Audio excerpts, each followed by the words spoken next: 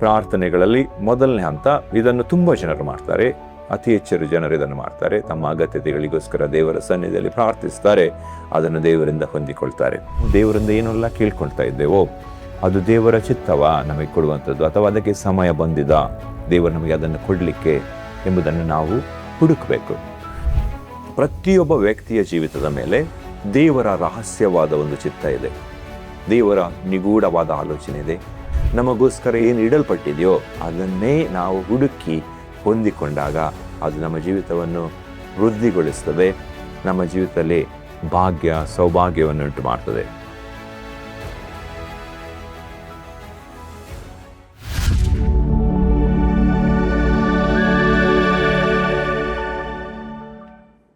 Hallelujah, praise the lord. ಪ್ರಿಯರೇ, ಯೇಸು ಕ್ರಿಸ್ತನ ಪರಿಶುದ್ಧ ನಾಮದಲ್ಲಿ ನಿಮ್ಮನ್ನು ವಂದಿಸ್ತೇನೆ. ಗೈಡಿಂಗ್ ಲೈಟ್, ದಾರಿದೀಪ ಎಂಬ ದೇವರ ವಾಕ್ಯ ಸಂದೇಶ ಭಾಗಕ್ಕೆ ನಿಮ್ಮೆಲ್ಲರನ್ನು ಸ್ವಾಗತಿಸ್ತೇನೆ. ಪ್ರಿಯರೇ, ಇಂದು ನಾವು ದೇವರ ವಾಕ್ಯದಲ್ಲಿ ಧ್ಯಾನಿಸುವ, ದೇವರ ಹೃದಯದಲ್ಲಿ ಹಾಕಿದಂಥ ವಿಷಯ 3 ಹಂತದ ಪ್ರಾರ್ಥನೆಗಳು. ನಾವು ಮೊದಲು ಪ್ರಾರ್ಥಿಸಿಕೊಳ್ಳುವ, ದೇವರು ನಮ್ಮೊಂದಿಗೆ ಮಾತನಾಡಲಿಕ್ಕೆ ದೇವರ ವಾಕ್ಯದ ಪ್ರಕಟಣೆಯನ್ನು ತಿಳಿಸಲಿಕ್ಕೋಸ್ಕರ. Thank you father. ತಂದೆ, ನಿಮಗೆ ಸ್ತೋತ್ರ. ಅದ್ಭುತನಾದ ದೇವರು, ಮಹಿಮೆಯ ಅರಸನು, ರಾಜಾದಿರಾಜನು, ಒಡೆಯರ ಒಡೆಯನು, ಕರ್ತಾದಿಕರ್ತನು ನೀವು ಸ್ವಾಮಿ. ತಂದೆ ಸ್ವಾಮಿ, ಒಳ್ಳೆಯ ಸಮಯಕ್ಕಾಗಿ ಸ್ತೋತ್ರ ರಾಜ. ನಿಮ್ಮ ಜೀವವುಳ್ಳ ವಾಕ್ಯವನ್ನು ಧ್ಯಾನಿಸಲಿಕ್ಕೆ ನಾವು ನಿಮ್ಮ ಪಾದದ ಬಳಿಗೆ ಬಂದಿದ್ದೇವೆ, ನಿಮ್ಮ ಸನ್ನಿಧಿಗೆ ಬಂದಿದ್ದೇವೆ ಸ್ವಾಮಿ. ನಮ್ಮೊಂದಿಗೆ ಮಾತನಾಡಿ ಸ್ವಾಮಿ. ಪ್ರತಿಯೊಬ್ಬರೊಂದಿಗೆ ಈ ಸಂದೇಶವನ್ನು ಕೇಳುವ ಪ್ರತಿಯೊಬ್ಬರೊಂದಿಗೆ ಮಾತಾದ ಕಾರ್ಯ ಮಾಡಿ, ಅದ್ಭುತ ಮಾಡಿ, ಅತಿಶಯ ಮಾಡಿ, ನಿಮ್ಮ ನಾಮ ಮಹಿಮೆ ಹೊಂದಲಿ ಸ್ವಾಮಿ. ನಿಮ್ಮ ನಾಮ ಎಲ್ಲ ಕಡೆಗೆ ಹಬ್ಬಲಿ. ಯೇಸು ಕ್ರಿಸ್ತನ ನಾಮದಲ್ಲಿ ಬೇಡಿ ಹೊಂದಿದ್ದೇನೆ ತಂದೆ, ಆಮೆನ್. ಪ್ರಿಯರೇ, ಇವತ್ತಿನ ಸಂದೇಶದ ವಿಷಯ 3 ಹಂತದ ಪ್ರಾರ್ಥನೆಗಳು. ನಮ್ಮ ಸತ್ಯವೇದ ನಾವು ಮತ್ತಾಯನ ಬರೆದ ಸುವಾರ್ತೆ 7ನೇ ಅಧ್ಯಾಯದ 7ನೇ ವಚನಕ್ಕೆ ತಿರುಗಿಸುವ. ಅಲ್ಲಿ ನಾವು ದೇವರ ವಾಕ್ಯದಲ್ಲಿ ಹೀಗೆ ನೋಡ್ತೇವೆ: ಬೇಡಿಕೊಳ್ಳಿರಿ ನಿಮಗೆ ದೊರೆಯುವುದು, ಹುಡುಕಿರಿ ನಿಮಗೆ ಸಿಕ್ಕುವುದು, ತಟ್ಟಿರಿ ನಿಮಗೆ ತೆರೆಯುವುದು. ಯಾಕೆಂದರೆ ಬೇಡಿಕೊಳ್ಳುವ ಪ್ರತಿಯೊಬ್ಬನು ಹೊಂದುವನು, ಹುಡುಕುವವನಿಗೆ ಸಿಕ್ಕುವುದು, ತಟ್ಟುವವನಿಗೆ ತೆರೆಯುವುದೆಂಬುದಾಗಿ. ಸೊ ಇಲ್ಲಿ ನಾವು 3 ಹಂತದ ಪ್ರಾರ್ಥನೆಗಳನ್ನು, 3 ಲೆವೆಲ್ನ ಪ್ರಾರ್ಥನೆಗಳನ್ನು ನಾವು ನೋಡ್ತೇವೆ. ಸೊ ಮೊದಲಿಗೆ ನಾವು ನೋಡುವ ಬೇಡಿಕೊಳ್ಳಿರಿ ಎಂಬುದಾಗಿ.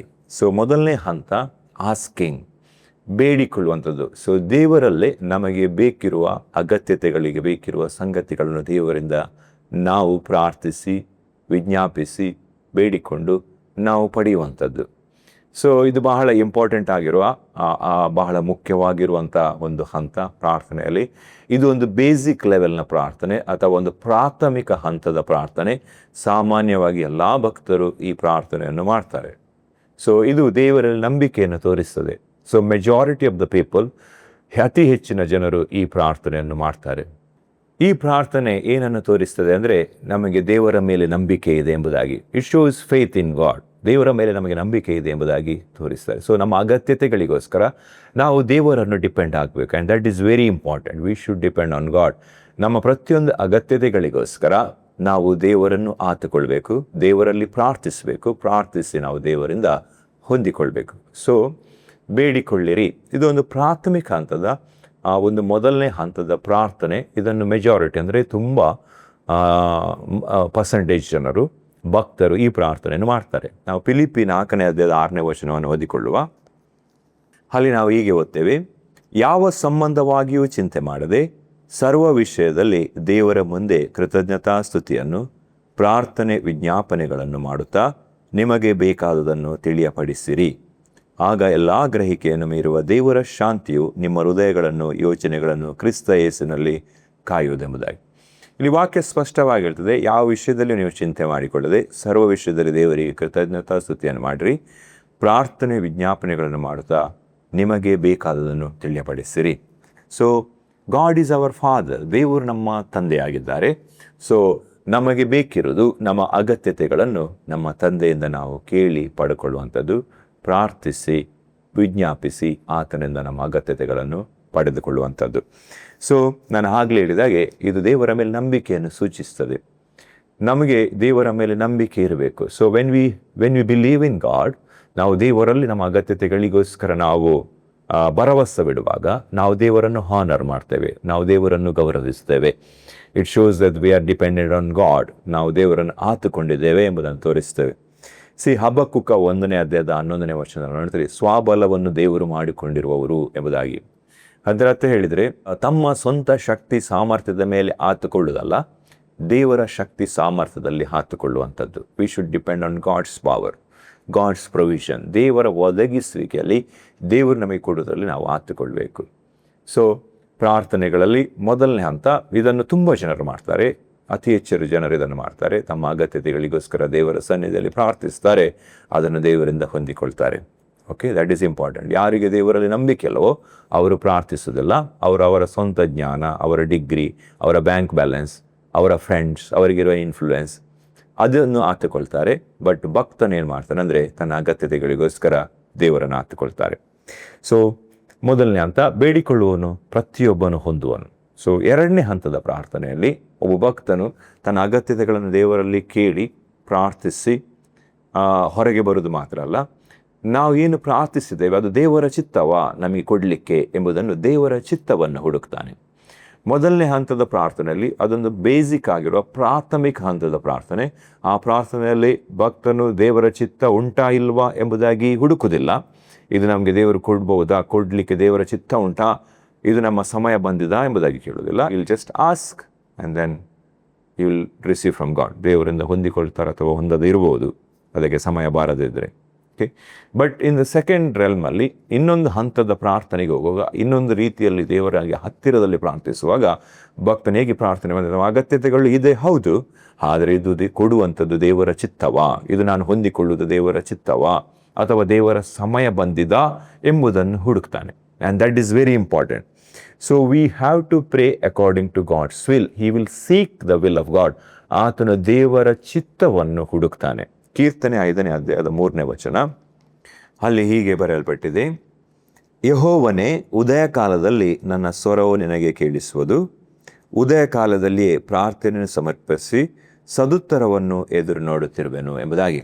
ಓಕೆ, ಸೊ ಇದರಲ್ಲಿ ಒಬ್ಬ ಭಕ್ತನು ತಾನು ಸಮಸ್ಯೆಯಲ್ಲಿ, ತೊಂದರೆಗಳಲ್ಲಿ, ಅಗತ್ಯತೆಗಳಲ್ಲಿ ಹಾದು ಹೋಗುವಾಗ ದೇವರನ್ನು ಪ್ರಾರ್ಥಿಸಿ ದೇವರ ಚಿತ್ತ ಏನುಂಟು ಈ ವಿಷಯದಲ್ಲಿ ಎಂಬುದನ್ನು ಹುಡುಕ್ತಾನೆ. ದೇವರ ಸ್ವರವನ್ನು ಹುಡುಕ್ತಾನೆ, ದೇವರ ಆಲೋಚನೆಯನ್ನು ಹುಡುಕ್ತಾನೆ. So he is hoping from God. So ಆತನು ದೇವರಲ್ಲಿ ನಿರೀಕ್ಷೆಯನ್ನು ಇಡ್ತಾನೆ. ದೇವರಲ್ಲಿ ಹುಡುಕುವಾಗ ದೇವರಲ್ಲಿ ನಿರೀಕ್ಷೆಯನ್ನು ಇಡ್ತಾನೆ. He is hoping from god.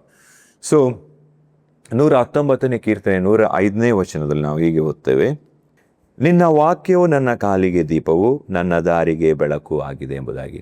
Okay, so ಇಲ್ಲಿ ವಾಕ್ಯ ಸ್ಪಷ್ಟವಾಗಿರ್ತದೆ, ನಿನ್ನ ವಾಕ್ಯವು ನನ್ನ ಕಾಲಿಗೆ ದೀಪವು, ನನ್ನ ದಾರಿಗೆ ಬೆಳಕು ಆಗಿದೆ ಎಂಬುದಾಗಿ. So god will guide us through his word. ದೇವರು ತನ್ನ ವಾಕ್ಯದ ಮೂಲಕ ನಮಗೆ ಆತನ ಮಾರ್ಗಗಳನ್ನು ತಿಳಿಯಪಡಿಸ್ತಾರೆ, ಆತನ ಚಿತ್ತವನ್ನು ತಿಳಿಯಪಡಿಸ್ತಾರೆ.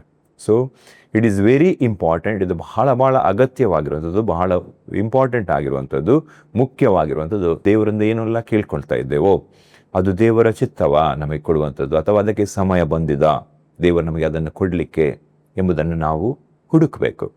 ಸೊ ಸಮಯಕ್ಕಿಂತ ಮೊದಲು ನಾವು ಏನನ್ನು ದೇವರಿಂದ ಹೊಂದಿಕೊಳ್ಬಾರ್ದು. We should receive everything in a right time, a God appointed time. ದೇವರು ನೇಮಿಸಿದ ಸಮಯದಲ್ಲಿ ನಾವು ಅದನ್ನು ಹೊಂದಿಕೊಳ್ಳಬೇಕು.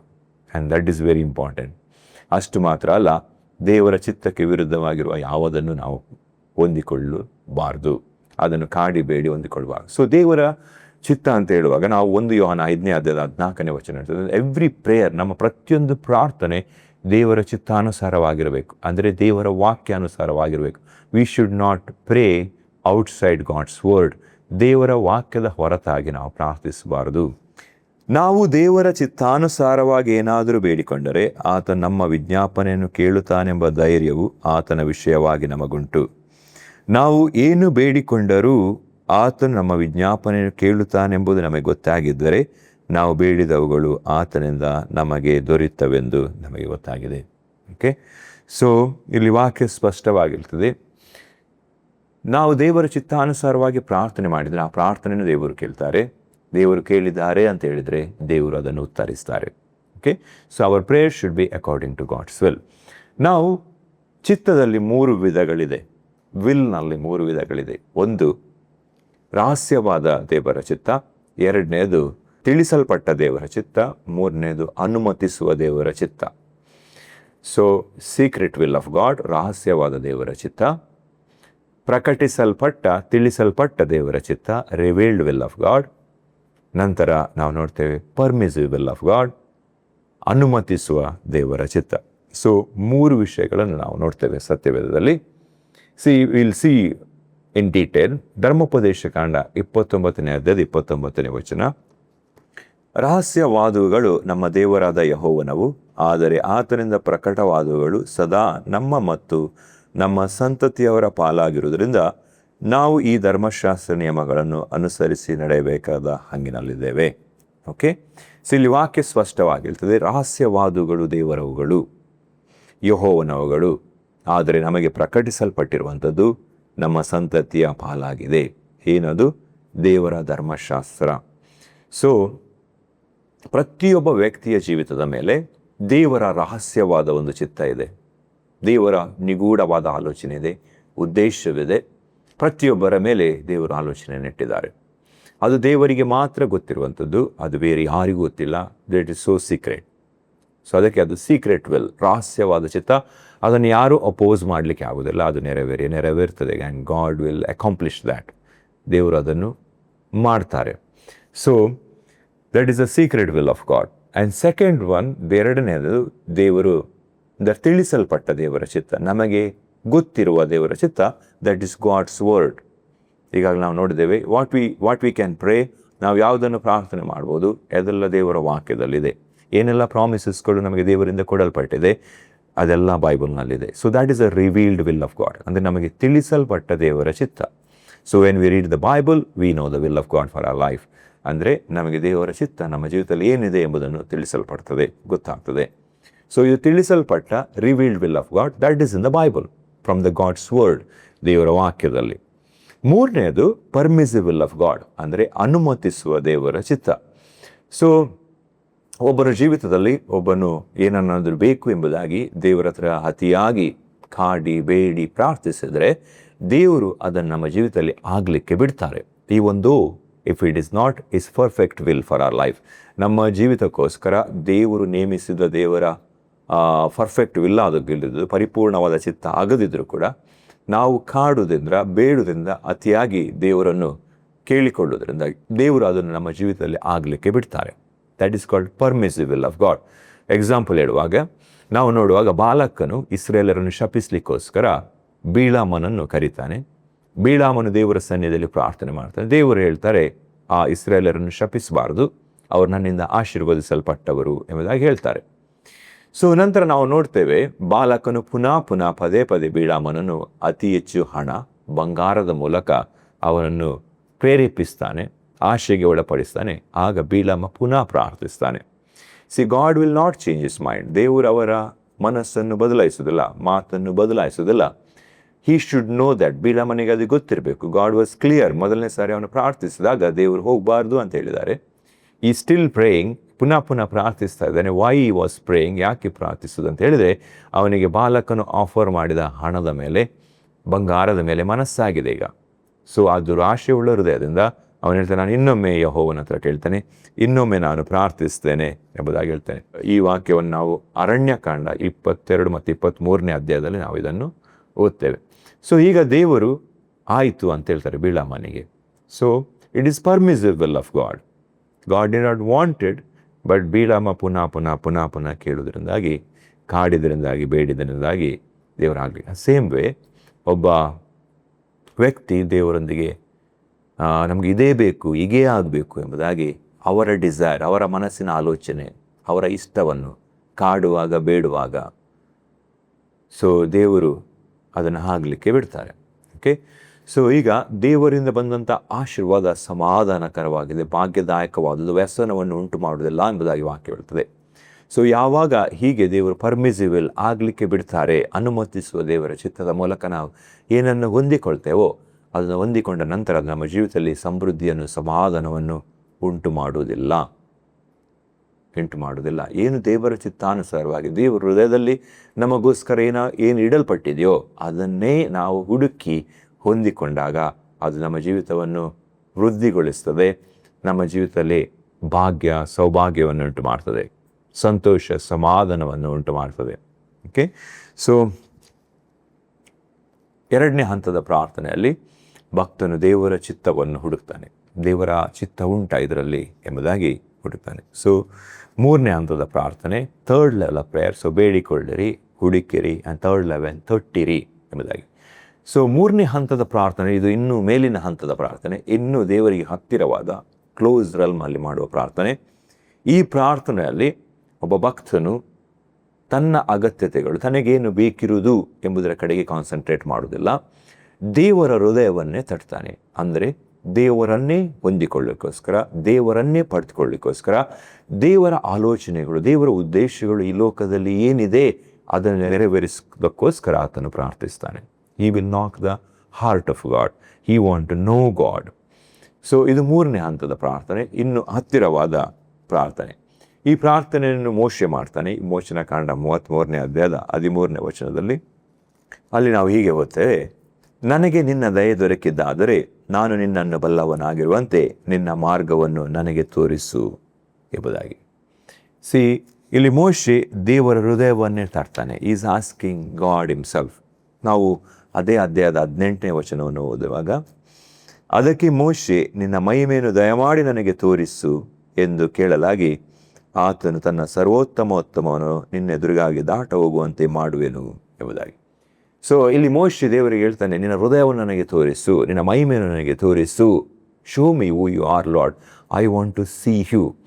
ಸೊ ಒಂದು ಥರ್ಡ್ ಲೆವೆಲ್ನ ಉನ್ನತ ಹಂತದ ಪ್ರಾರ್ಥನೆಯಲ್ಲಿ ಭಕ್ತನು ದೇವರ ಹೃದಯವನ್ನೇ ತಟ್ತಾನೆ. He want to have God himself. ಅವನು ದೇವರನ್ನೇ ಹೊಂದಿಕೊಳ್ಳಿಕ್ಕೋಸ್ಕರ ಬಯಸ್ತಾನೆ, ದೇವರ ಹೃದಯವನ್ನೇ ಕೇಳ್ಕೊಳ್ತಾನೆ. ಓಕೆ, ಸೊ ನಾವು ಹೇಗೆ ಪ್ರಾರ್ಥಿಸ್ತೇವೋ ಹಾಗೆ ನಮ್ಮ ಜೀವಿತ. ಇಸ್ರೇಲರು ಅಡವಿಯಲ್ಲಿ ನಡೀತಾ ಬರ್ತಾ ಇರುವಾಗ ಅವರು ಆಹಾರ ಕೇಳಿದರು, ನೀರು ಕೇಳಿದರು, ಮಾಂಸ ಕೇಳಿದರು, ಅವರಿಗೆ ಬೇಕಿರುವ ಅವರ ಅಗತ್ಯತೆಗಳನ್ನು ಕೇಳಿಕೊಂಡು ದೇವರು ಅದನ್ನು ಕೊಟ್ಟರು ಅವರಿಗೆ. ದೇವರು ಅವರನ್ನು ಕೊಟ್ಟರು. They saw the miracle every day. ಹೊಂದಿಕೊಳ್ತಾ ಇದ್ರು. ಮೋಶೆ ದೇವರ ಹೃದಯವನ್ನು, ದೇವರ ಮಾರ್ಗವನ್ನು, ದೇವರ ಆಲೋಚನೆಗಳನ್ನು, ದೇವರ ಉದ್ದೇಶಗಳನ್ನು ಕೇಳಿಕೊಂಡ. ದೇವರು ಮೋಶೆಗೆ ಅದನ್ನು ಕೊಟ್ಟರು. ಸೊ ಇಸ್ರಾಯೇಲರು ಏನು ಕೇಳಿದ್ರು ಅದನ್ನು ಇಸ್ರಾಯೇಲರಿಗೆ ಕೊಟ್ಟರು ದೇವರು. ಮೋಶೆ ಏನು ಕೇಳಿದ್ನೋ ದೇವರು ಮೋಶೆಗೆ ಕೊಟ್ಟರು. 103ನೇ ಕೀರ್ತನೆ 7ನೇ ವಚನ, ಆತನು ಮೋಶೆಗೆ ತನ್ನ ಮಾರ್ಗವನ್ನು, ಇಸ್ರಾಯೇಲರಿಗೆ ತನ್ನ ಕೃತ್ಯಗಳನ್ನು ಪ್ರಕಟಿಸಿದನು ಎಂಬುದಾಗಿ. ಸೊ ಇಲ್ಲಿ ವಾಕ್ಯ ಸ್ಪಷ್ಟವಾಗಿರ್ತದೆ, ಆತನು ಮೋಶೆಗೆ ತನ್ನ ಮಾರ್ಗಗಳನ್ನು, ಇಸ್ರಾಯೇಲರಿಗೆ ತನ್ನ ಕೃತ್ಯಗಳನ್ನು ಪ್ರಕಟಿಸಿದ್ದನು ಎಂಬುದಾಗಿ. ಸೊ ಇಲ್ಲಿ ವಾಕ್ಯದಲ್ಲಿ ಸ್ಪಷ್ಟವಾಗಿ ನಾವು ನೋಡ್ತೇವೆ, ಅವರೇನು ಪ್ರಾರ್ಥನೆ ಮಾಡಿದ್ರು ಅದು ಅವರಿಗೆ ದೊರೆತು. ನಾವು ಹೇಗೆ ಪ್ರಾರ್ಥಿಸ್ತೇವೋ ಹಾಗೆ ನಮ್ಮ ಜೀವಿತ. ಸೊ ದೇವರ ವಾಕ್ಯದಲ್ಲಿ ನಾವು ನೋಡುವಾಗ, ಬೇಡಿಕೊಳ್ಳಿರಿ, ದೇವರ ಮೇಲೆ ನಂಬಿಕೆ, ಹುಡುಕಿರಿ, ಸೀಕ್, ದೇವರನ್ನು ನಿರೀಕ್ಷಿಸುವಂಥದ್ದು, ಹೋಪ್ ಇನ್ ಗಾಡ್, ತಟ್ಟಿರಿ ಅಂತ ಹೇಳುವಾಗ ಇಟ್ಸ್ ಲವ್ ಟುವರ್ಡ್ಸ್ ಗಾಡ್. ದೇವರನ್ನೇ ಬಯಸುವಂಥದ್ದು, ದೇವರ ಹೃದಯವನ್ನೇ ತಟ್ಟುದು, ದೇವರ ಆಲೋಚನೆ ಉದ್ದೇಶಗಳನ್ನು ತಿಳಿದುಕೊಳ್ಳಿಕ್ಕೋಸ್ಕರನೇ ಬಯಸು. ಮೊದಲನೇ 2ನೇ ಪ್ರಾರ್ಥನೆಯಲ್ಲಿ ಬೇಡಿಕೊಳ್ಳುವುದು, ಹುಡುಕೋದು, ಇಟ್ಸ್ ಆಲ್ ಅಬೌಟ್ ಸೆಲ್ಫ್, ನಮ್ಮ ಬಗ್ಗೆ ನಾವು ಯೋಚಿಸೋದು ಇನ್ ಬೋತ್ ದ ರೆಲ್ಮ್. ಆದರೆ ತಟ್ಟಿರಿ ಅಂತ ಹೇಳುವಾಗ ದೇವರ ಬಗ್ಗೆ ಯೋಚನೆ ಮಾಡೋದು, ದೇವರ ಆಲೋಚನೆಗಳನ್ನು, ಉದ್ದೇಶಗಳನ್ನು ಅದನ್ನು ಬಯಸುವಂಥದ್ದು. ಅದು ನಮ್ಮ ಜೀವಿತದ ಉದ್ದೇಶ, ಆಲೋಚನೆಗಳೇ ಆಗಲಿ ಎಂಬುದಾಗಿ. ದೇವರ ನೇಚರ್, ದೇವರ ಕ್ಯಾರೆಕ್ಟರ್, ದೇವರ ಗುಣ ಅದು ನಮ್ಮದಾಗಲಿ ಅಂತ ಬಯಸೋದು. ಅದು ಥರ್ಡ್ ಲೆವೆಲ್ನ, ಹೈಯರ್ ಲೆವೆಲ್ನ ಪ್ರಾರ್ಥನೆ. ಸೊ ನಾವು ಈ ವಾಕ್ಯ ಭಾಗದಲ್ಲಿ ನಾವು ನೋಡಿದ್ದೇವೆ 3 ಹಂತದ ಪ್ರಾರ್ಥನೆ. ಒಂದು ಪ್ರಾರ್ಥನೆಯಲ್ಲಿ ನಾವು ನೋಡುವಾಗ ಬೇಡಿಕೊಳ್ಳಿರಿ, ನಮ್ಮ ಅಗತ್ಯತೆಗಳನ್ನು ದೇವರಲ್ಲಿ ಕೇಳಿಕೊಳ್ಳುವಂಥದ್ದು. ಸೆಕೆಂಡ್ ರೆಲ್ಮಿಗೆ ಹೋಗುವಾಗ ನಮ್ಮ ಅಗತ್ಯತೆಗಳನ್ನು ದೇವರಿಂದ ಕೇಳಿಕೊಳ್ಳೋದು ಹೌದು, ಆದರೆ ದೇವರ ಚಿತ್ತವನ್ನು ಹುಡುಕೋದು, ಆ ಬಗ್ಗೆ ದೇವರ ಚಿತ್ತ ಏನು ಈ ವಿಷಯದಲ್ಲಿ ಎಂಬುದನ್ನು ತಿಳ್ಕೊಳ್ಳೋದು. ನಮ್ಮ ಪ್ರಾರ್ಥನೆ ದೇವರ ಚಿತ್ತಾನುಸಾರವಾಗಿರಬೇಕು. 3ನೇ ಹಂತಕ್ಕೆ ಹೋಗುವಾಗ ನಮ್ಮ ಅಗತ್ಯತೆಗಳ ಕಡೆಗೆ ಕಾನ್ಸಂಟ್ರೇಷನ್ ಅಲ್ಲ, ದೇವರ ಯೋಚನೆ, ಆಲೋಚನೆ, ಉದ್ದೇಶಗಳ ಕಡೆಗೆ ಕಾನ್ಸಂಟ್ರೇಷನ್. ತಟ್ಟಿರಿ, ದೇವರ ಹೃದಯವನ್ನೇ ತಟ್ಟೋದು. ದೇವರ ಹೃದಯದಲ್ಲಿ ಏನಿದೆ, ದೇವರ ಆಲೋಚನೆಯಲ್ಲಿ ಏನಿದೆ, ದೇವರ ಉದ್ದೇಶಗಳು ಏನು, ಅದು ನಮ್ಮ ಜೀವಿತಕ್ಕೂ ಇತರರ ಜೀವಿತಕ್ಕೂ, ಇಲ್ಲಿ ದೇವರ ಲೋಕದಲ್ಲಿ ಏನು ಮಾಡಲಿಕ್ಕಿದ್ದಾರೆ ಅದರ ಬಗ್ಗೆಯೂ, ಅದನ್ನೇ ನಮ್ಮ ಪಾಲು ಪಾನ ಅಂತ ತಿಳಿಸ್ಕೊಂಡಿರುವಂಥದ್ದು. ಅದೇ ನಮಗೆ ತುಂಬ important. It's not about me, it's about God. ಇದು ನಮ್ಮ ಬಗ್ಗೆ ಅಲ್ಲ, ಸ್ವಾರ್ಥ ಚಿಂತನೆ ಅಲ್ಲ, ದೇವರ ಬಗ್ಗೆ. We are keeping God first. So ಆ 3ನೇ ಹಂತದ ಪ್ರಾರ್ಥನೆಯಲ್ಲಿ ಭಕ್ತನು ದೇವರನ್ನೇ ಮುಖ್ಯವಾಗಿರ್ತಾನೆ. God is priority for him, not his agenda. ಈ ಲೋಕದಲ್ಲಿ ಅವನ ಯೋಜನೆಗಳಲ್ಲ, ದೇವರ ಯೋಜನೆಗಳು. ಓಕೆ, ಸೊ ನಾವು ಈ 3ನೇ ಹಂತದ ಪ್ರಾರ್ಥನೆಯಲ್ಲಿರಬೇಕು.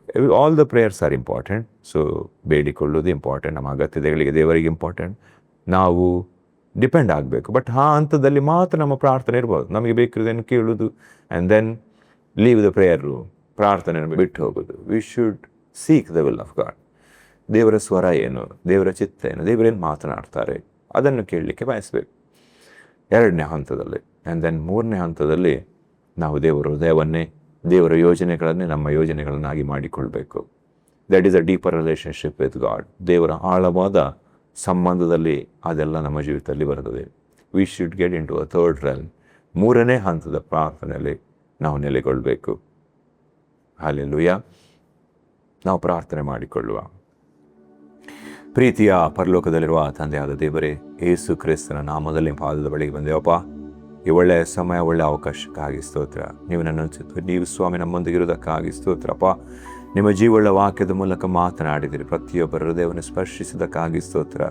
ನಿಮ್ಮ ಉದ್ದೇಶ, ಆಲೋಚನೆಗಳೇ ನಮ್ಮೆಲ್ಲರ ಜೀವಿತದಲ್ಲಿ ನೆರವೇರಲಿ ಸ್ವಾಮಿ. ಅಪ್ಪ, ಪ್ರತಿಯೊಬ್ಬರನ್ನು ಸ್ಪರ್ಶಿಸಿ ರಾಜ. ಅಪ್ಪ ಸ್ವಾಮಿ, ಅಪ್ಪ ನಿಮ್ಮ ನಾಮ ಅವರ ಮೂಲಕ ಮಹಿಮೆ ಹೊಂದಲಿ, ಎಲ್ಲ ಕಡೆಗೆ ಹಬ್ಬಲಿ ಸ್ವಾಮಿ. ದೇಹದಲ್ಲಿ ಸ್ವಸ್ಥತೆ ಉಂಟಾಗಲಿ ಯೇಸು ಕ್ರಿಸ್ತನ ನಾಮದಲ್ಲಿ ಅವರನ್ನು ಅಭಿಷೇಕಿಸಿ ನಿಮ್ಮ ಪವಿತ್ರಾತ್ಮನ ಬಲದಿಂದ ತುಂಬಿಸಿ ಸ್ವಾಮಿ. Thank you lord. ಅಪ್ಪ ಸ್ವಾಮಿ, ಪ್ರಾಣ ಆತ್ಮ ಶರೀರದಲ್ಲಿ ಉಜ್ಜೀವನ ಉಂಟಾಗಲಿ. ನಿಮ್ಮ ನಾಮಕ್ಕೆ ಮಹಿಮೆಯನ್ನು ಸಲ್ಲಿಸ್ತೇವೆ ತಂದೆ. ಯೇಸು ಕ್ರಿಸ್ತನ ನಾಮದಲ್ಲಿ ಬೇಡಿ ಹೊಂದಿದ್ದೇವೆ, ಆಮೆನ್. ಪ್ರಿಯರೇ, ಈ ಸಂದೇಶ ನಿಮ್ಮ ಜೀವಿತಕ್ಕೆ ಆಶೀರ್ವಾದದಾಯಕವಾಗಿದ್ದರೆ ಈ ಚಾನಲನ್ನು ಸಬ್ಸ್ಕ್ರೈಬ್ ಮಾಡಿ, ಮೆಸೇಜನ್ನು ಲೈಕ್ ಮಾಡಿ, ಕಮೆಂಟ್ ಮಾಡಿ, ಸಂದೇಶವನ್ನು ಬೇರೆಯವರೊಂದಿಗೆ ಹಂಚಿಕೊಳ್ಳಿ. ಅವರ ಜೀವಿತವನ್ನು ಬ್ಲೆಸ್ ಮಾಡಿ. ದೇವರು ನಿಮ್ಮನ್ನು ಆಶೀರ್ವದಿಸಲಿ.